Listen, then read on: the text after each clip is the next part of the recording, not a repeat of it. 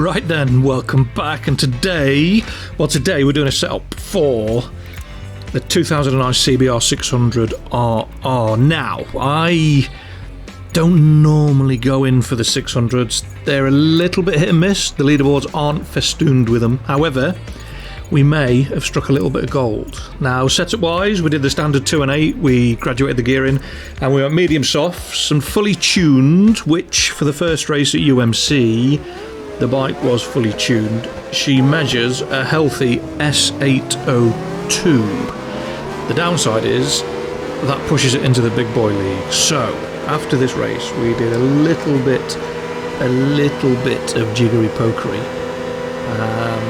and we worked out something that worked for everybody. But anyway, to UMC, we got pretty much annihilated down the straight by everything, especially ZZRs and hedge abusers. Everything just went shooting past. It became pretty clear pretty quickly that this thing was just about one thing: corner speed. The brakes weren't great, and this is fully tuned as well, so to get down to our 799 to drop it into the more 600 friendly leagues, well, hello there, sir. We had to put stock wheels on and drop the brake kit down to kit 1 instead of kit 2, but fully tuned. She was okay, little bit steady on the straights, not great on the brakes, but it was there or thereabouts. And here is conclusive proof that a 600 will do 170 miles an hour. Voila. So stick your middle finger up to all those memes. But anyway, yeah, it was good to ride. It was fun. We were going around the outside of people, up the inside of people. It didn't seem to really matter what they were riding. It was just a case of flat out 15 and a bit thousand RPM and just absolutely go mad. The AI did help us a little bit. Case in point, the South African rider in front, who's going for a little tour of the car park rather than the racing line. And try as we might in the beautiful Utah sunset, we couldn't get anywhere near the leader. I'm not sure what ground-based missile they were on. Probably a ZZR or a hedge abuser or something else that was daft fast in a straight line. They were just vanishing. But we did a 146.7. Now I did detune it to 799, and we did go and have a little bit of fun, and we ended up with a 145.5. So like I say, we stock wheels and put brake kit 1 on it, and that would have put us on a soft front, soft rear. That would have put us in 11th. So yes, the problem is I've already ridden the HP2. However, the 145.5 would have put us 11th. So that's not a bad start. 11th, just outside the top 10. So I thought, right, we don't need long straights. What we need are tracks where we've got loads of corner speed, loads of different corners, and I know VIR South has a little bit of a straight. But there's enough corners on here for the 600 to have a little bit of fun. And that's what we did. But because we've detuned it, the brakes were just a bit they weren't great. Also, with the stock wheels, it tended to flop into the corners a little bit rather than giving you a nice smooth kind of arc. It just kind of got to a certain point and it would just sort of a sudden turn quite sharp. So just keep an eye on that. You can calm it down a little bit mucking on with a preload, but then you run into problems with the tyres overheating and bits and bobs, and it was just like we ran the medium at UMC, very front endy. I turned the wheelie control off because I thought I was man enough, and it turns out by graduating the gearing, what you end up with is a 600 that will spit you straight over the back if you let it. Here's a shining example of those wonderful brakes. Somehow we managed to stay on.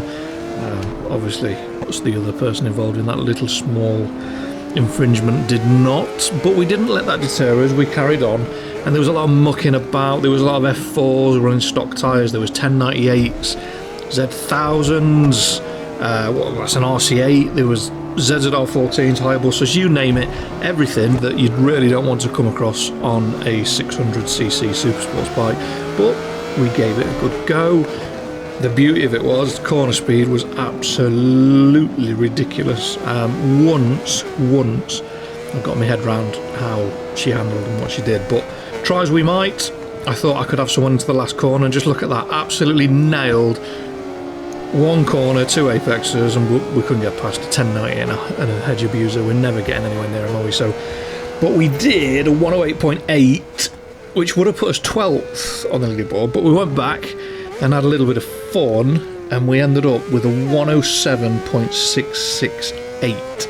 That was a medium front because the soft front was getting a little bit spicy, and that would have put us, would it put us 5th or 6th? I can't remember. 107.668, it would have put us 5th. But I'd already gone there with a street triple, so there you go. I thought, right, that's enough of that big wide tracks. What I want is something that's like riding down a ruler. So we went to Cadwell Woodlands, and look at the state of this. It was just a mess from the word go. It was just a nightmare. So we went again. Top tip for Cadwell Woodlands: always go outside. Always go outside. The other riders will always go in the inside. It'll be absolute carnage. If you go outside, you can just swing in nice and late and just turn in and have the outside line, which becomes the inside line for the mountain. She likes to jump, she likes to wheelie. The brakes, like I say, compared to other bikes, you could tell that we'd had a downgrade on the brakes, so just be mindful you can't jam the brakes on the last second. It took a lot of abuse. I was running it over curbs, on the grass. I mean, it just lands and drives forward over the mountain. It was absolutely fantastic. Through Hall bends, that's a fireblade in front, and it's just like, no problem, mate, see you later. I'm going to go here, you can go where you want, over the curb. It just takes it. It handles really well. The key to it is tyre temp. Get some tyre temp in the front and rear tyres, and it will pretty much do anything you want. Again, no matter what we did, was too much mucking about. It's only 40 seconds a lap. We couldn't get back to the front, but it is what it is. And we did a 41.008, which would have put us 15th, but we did go back. I did a few laps. I got quite frustrated because I kept missing the braking point for turn 1, and we ended up on a 40.4 with a potential best of a 39. However, that 40.4 would have put us 5th. Again, I'm top on the street triple. My God. So hard to beat myself sometimes, which sounds like I'm blowing smoke up my own arse, but I'm not. It's quite frustrating. So off we went to Alton Fosters. Yes, Alton Fosters. We've not been here for a while, have we? And after dodging a few bikes, the CBR600 was absolutely mega. Absolutely mega. Down here, through Cascades, into this double right-hander. It was absolutely unbelievable. On the brakes, turning in, it did not care. It just took it. And then up the hill into the double right-hander Druids, run it wide, carry loads of corner speed through the second. No, there was no penalty because I wasn't off the track speedy, but yeah, it just did what it wanted. The AI weren't happy because he came back for another nibble, got the back end way too hot into there, mate. But yeah, it just didn't care.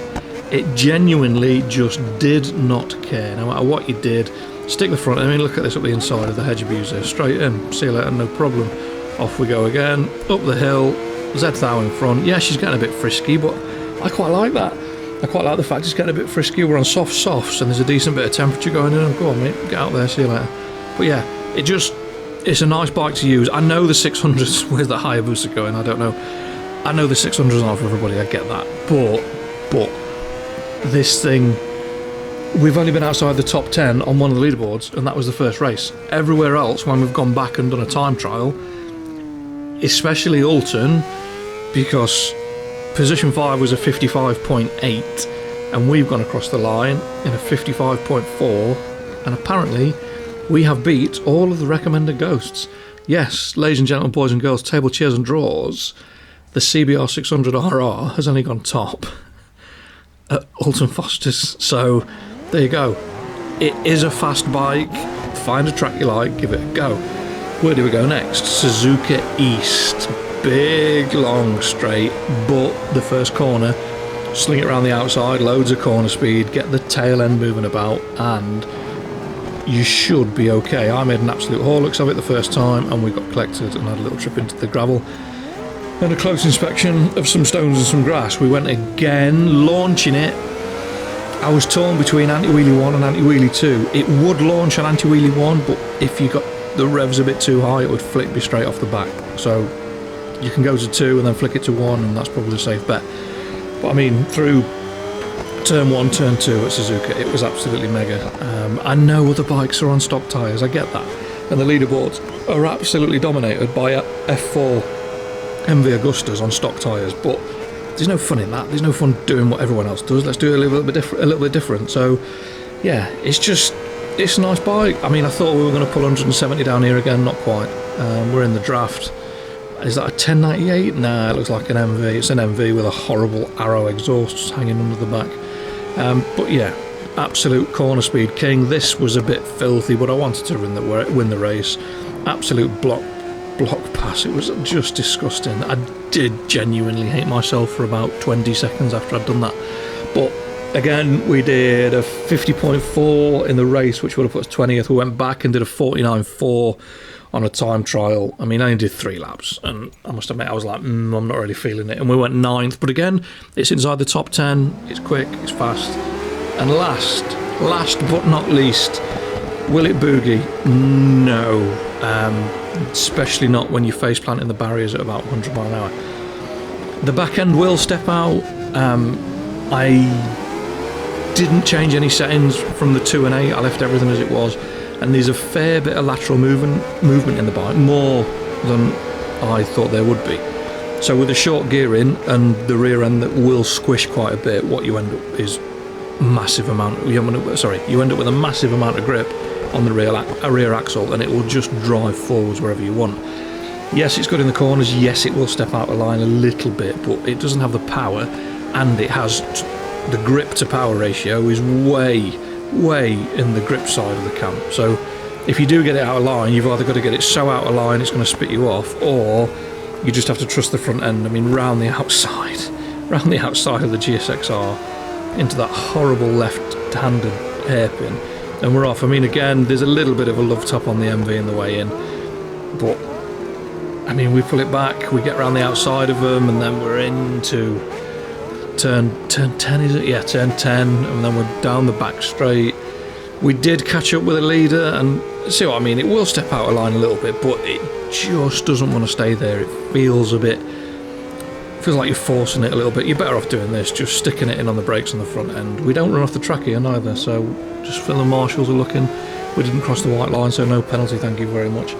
And yeah, there you go. It is a really good bike to use. It's all about corner speed. If you like, and I say it every week, and I always go, ugh, if you like point and squirt, you're not going to like it. It just doesn't have the power for that. It doesn't have the grunt. You've got to run it in, light on the brakes, and get it cranked over. We did go back to Kanto, and we did a 135.8, which would have put us 6th, but again, that pesky street triple. That bloody street triple is a pain in my butt. But there you go. There's the setup. Like I said, a 2 and 8. 2 for the front preload, 8 for the rear, and then the opposite way round for the spring, front shock and rear shock. I did extend the gearing by 1, and obviously I graduated the gearing and more aggressive for the calibrations. But other than that, she's all good. Pros, it handles very well. Yes, it does. It's all about the front end, properly on the front end. It's got huge leaderboard potential. It does, as long as you run it at 799. If you run it 802, it gets absolutely destroyed and revs. It's a 600cc Supersport bike. It just revs its nuts off constantly. Cons, low top speed. Well, it did 170. It's not quite as quick as the BMW. It doesn't get there quite as fast. It doesn't have as much grunt. It's S802 fully tuned. You have to make a compromise somewhere. I decided to go for wheels. They're quite low down. I know about centrifugal inertia and all that lot, but it doesn't really matter on this. But the brakes were weak. At 799. I didn't think it'd make that much difference, but the brakes weren't great to start with. So there you go. I'll leave the setup up. That's a bit of a mouthful. Have a go. Let me know what you think. Someone actually requested it and said it's one of their favourite bikes. So I hope what I've done works for you. And give me some feedback. And yeah, that's it. Thanks for watching. Thanks for commenting, liking, subscribing. You're all absolute legends. And fingers crossed, I will see you next time. Take care. Stay safe. Peace.